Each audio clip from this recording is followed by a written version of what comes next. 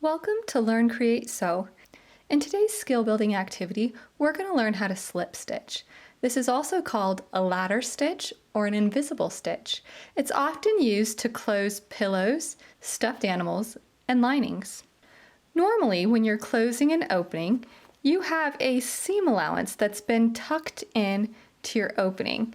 And when you tuck in that seam allowance, it creates a nice fold on either side of your opening.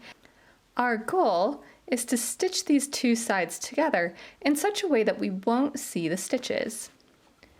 When you begin, it's nice to have a needle that's really thin and sharp. This will make it easier as you pierce your fabric. Also, make sure you have a knot at the end of your thread. To hide that knot, we're going to make sure to begin inside of our project. So start with your needle inside and have your needle come out as close to the opening as you can.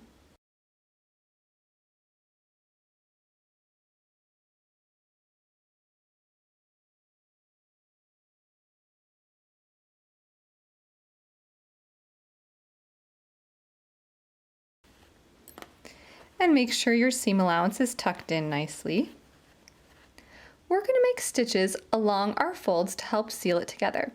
You want your stitches to be going the same direction as the fold, so I'm going to have my needle be parallel to the folds, always going this direction. So when I do my stitches, they're always going this way. Look and see where your thread is exiting your fabric. You're going to make your first stitch exactly opposite from there. So my thread is exiting here. I'm going to go on the fold exactly opposite and do a stitch. I want my stitch to enter the fold and exit the fold. So I'm going to poke my needle in through the fabric and I'm going to turn it up and out through the fabric. If you look close, you can see that the needle is just going through a single layer of the fabric. It's almost like that fold is wrapping over the needle. And then we're going to gently pull your thread until it lays flat within your stitch. You don't want to pull it so hard that it gathers, but just enough to lay flat. Check and see where your thread is exiting the fabric. You can see that it's coming out right here on the fold. So we're going to go exactly across as straight as we can, and we're going to start a stitch on the other fold exactly across. So here's where my stitch ends. I'm going to go exactly across. I'm going to poke my needle into the fabric. I'm going to do a stitch exactly on the fold, like it's wrapping over my needle. And then I'm going to pull it through. You can see that there's a straight stitch that goes across the gap. Let's do the same thing again. Check to see where your thread is exiting the fabric. Go exactly across from that on the other fold and do a stitch. Move my thread out of my way and gently pull it through. You can see how your stitches kind of begin to create the rungs of a ladder, which is where it gets the name ladder stitch. If you gently pull your thread, the gap will close and the thread will vanish. Usually it's best to make sure it vanishes completely if you use coordinating thread. I'm using a contrasting thread today because I want you to see my stitches, but when you're doing your actual project, using thread that matches would be best. So let's keep going. I'm going to look to see where my thread exits the fabric. I'm going to go exactly opposite that on the other fold.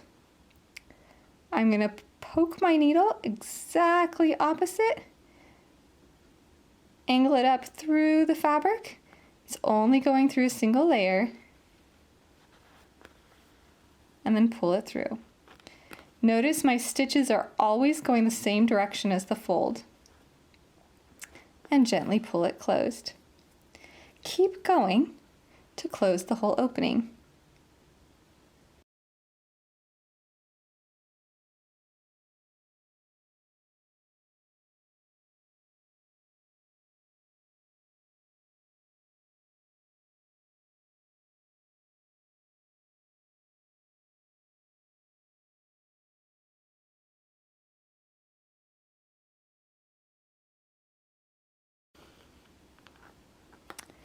If when you sew, you still see little gaps, kind of like you see right there, it could be that your stitches are too big.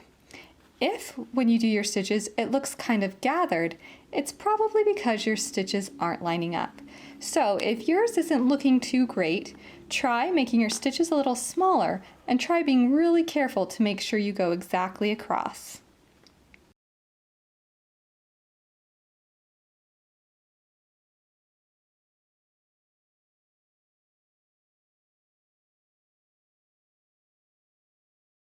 When you get to the end and you're ready to tie your knot, make yourself a loop.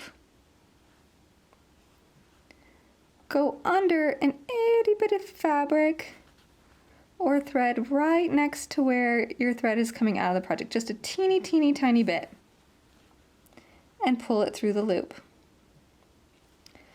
I like to do that once or twice. Then take your needle and enter it into the seam right next to your knot.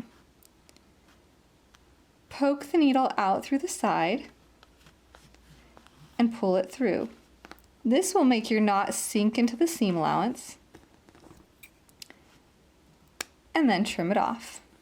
You can see how the color of my thread is just slightly visible. Since my fabric is so light and my thread was so dark, you can kind of see it there in the fold.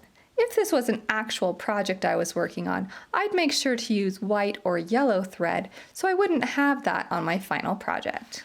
A slip stitch is a great skill to have, and it's used a lot in sewing. I hope you've enjoyed this skill building activity. Happy sewing!